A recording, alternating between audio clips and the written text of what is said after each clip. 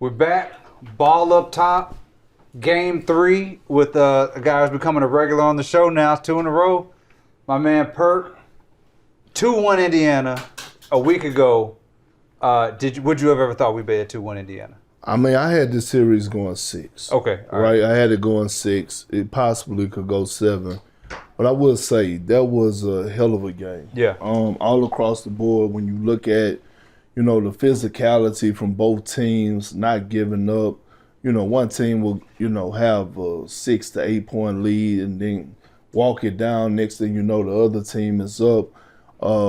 I just thought from a bench standpoint, I thought the Indiana Pacers, man, led by T.J. McConnell, and then we saw Ben Mathurin come in with a huge night. But the bench is what saved, in my opinion, the Indiana Pacers. I'm with you. So, to me, this game changed on 2 plays. Both of them McConnell steals. Second quarter, brought their comeback. Fourth quarter, got their surge. These McConnell steals. And what you were saying with Mathurin, the way that he played. First half of game 1, I thought Mathurin was not going to play for the rest of the series. And a lot of that, to me, goes towards Carlisle and his trust in the players and him not pulling the plug versus, Daigneault sort of, having a shorter leash on some of these lineups, things like that. So beginning of the series, I said the biggest advantage that Indiana had was the coach, was the Carlisle. That's the only advantage they really have against OKC that they can say is definitive in their favor. I think Carlisle's out coaching Daigneault right now. I think this is a coaching clinic that he's got, and I think that's a big reason up 2-1.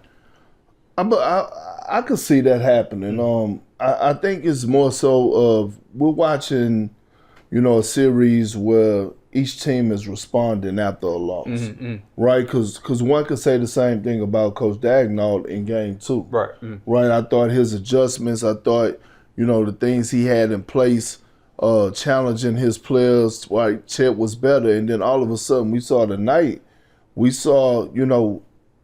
Rick Carlisle, he didn't wait for his starters, right? His starters got off to somewhat a slow start.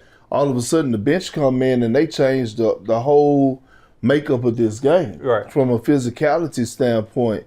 I thought the bigs did an outstanding job from Miles Turner to Obi Toppin, especially in the pick and roll. Right.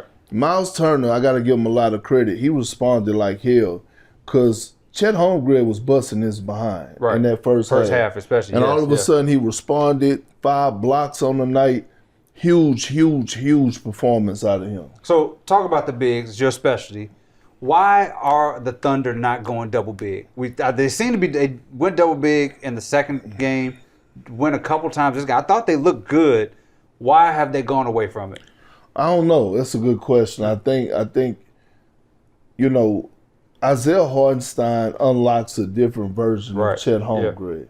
Right? When Chet is asked to do, not only anchor the defense and rim protection and be able to switch, I think it wears him out. When you have Isaiah Hartenstein on the floor, it gives Chet an opportunity to be that wrong guy. Right? And he could cover space and he could save his energy, could save his legs and things to that nature. So it's going to be interesting to see what type of adjustments Daigneault make. But, and I'm a huge Case and Wallace fan, but he haven't been giving them nothing. Yeah. Right? I think it's time to make a change. But, the turnovers. Yeah. 10 turnovers between SGA and J-Dub, that can't happen. Yeah, I don't understand. If you're not going with that lineup, but you're going to play Case and Wallace, he's got to give me something. He got to give you something. He's got to give me something. He hasn't given me stops or something. Right, no stops. He's not scoring. He's not getting open. I'm not sure what the value of having him there versus the double big is, especially because when I'm looking at Haliburton, he sees Wallace on him. He's not scared to go at Wallace, right? And so that's I would be interested to see what Daigneault says in the postgame about that double big lineup and why he's veering away from. But overall, it's one thing for the Indiana Pacers to steal the game. They stole game 1. But rebounds are pretty much even. Fewer turnovers, more points off of turnovers, more assists.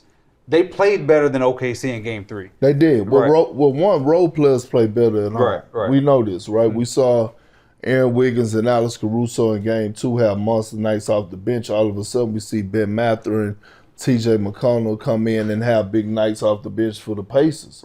Right. So you expect role players to step up the energy off the crowd. By the way, both this Indiana fan base, it was electrifying tonight. Great people though. I thought they was gonna be on my ass, but they wasn't. Great people. But I will say we do have a real series on our hands. And if you're not watching this series, you don't appreciate basketball. These are two teams that are competing on both ends of the floor at a high elite level. Given that both coaches are maxing out their guys right now. Tyrese Haliburton finally responded. Yeah. He finally responded. We've been waiting on this moment. I mean, it's been all about Shai, and when you're looking at a guy across from you that's playing your position, and he's averaging over 35 points a game, it's like, well, damn, you gonna fight back, and we're not asking him to go out there and get you 40, but I mean, damn. But he outplayed Shai tonight. This was the first game he outplayed. He did. I would still like to see him be a little bit more aggressive. Try to get to the free throw line, but I can't wait for Friday night. I'll tell you that. Yeah, we got. I thought this game was the difference between a 5-game series and a 7-game series. I agree. Pacers win. I think we got a 7-game series on our hands. We got good. This is good basketball. Like this is the thing. This is like we're not watching ugly basketball. We're watching high execution from two teams who execute. OKC executes in the first half, and they will stuff you out.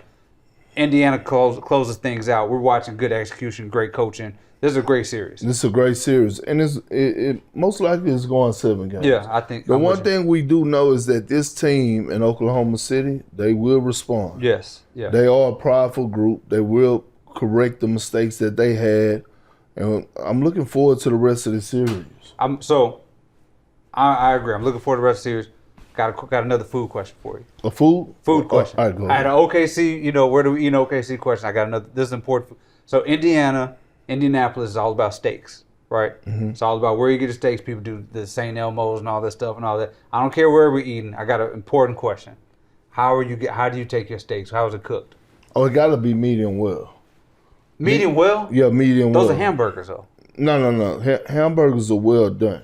I'm gonna tell you where I'm going tomorrow. You know what I'm saying? Hold on, I gotta pull this up. Okay. With my boy Mark. But when you go, you're gonna order a medium well steak? Well, I'm not going to steakhouse tomorrow. I'm actually going to give me some soul food. Okay, all right. Let me pull this up because the lady asked me to send me a message. Here she goes, right here. Okay. Hey, Kendrick. Hey. From Kountry Kitchen. I've heard about she Kountry thought Kitchen. I was supposed to be there. You see her say, hey, Kendrick. Hey. I'm going to be in there tomorrow for sure. But nah, I mean. I've heard about Kountry Kitchen and it's good soul food. Kendrick, I don't speak directly to our people. Okay. We're going to free ourselves for medium well steaks. We're going to free ourselves for medium well steaks. We're going to do medium rare steaks. I'm going to be getting us all to do it. Medium rare steaks. No. You're going to free yourself from that. I'm going to stay with what I know. You getting hamburgers. You can't get a hamburger, man. You got to get a good medium rare steak. It's a juicier cut of the steak. It's delicious. Medium rare steaks. We're gonna free ourselves. Hey, I love you to death, but one thing about it, you can't tell me how to eat good. You know what I'm saying? You can see that right there. You can't tell me how to eat good. Perk, one of these days. We're gonna start with medium. Next time we're gonna go medium. We're gonna wear you down. All right, bet. Ball Up Top, live, game 3. We'll be back next week. Perk, regular. It's your show. But Ball Up Top. Yeah, that's me. We'll see you Friday. Right.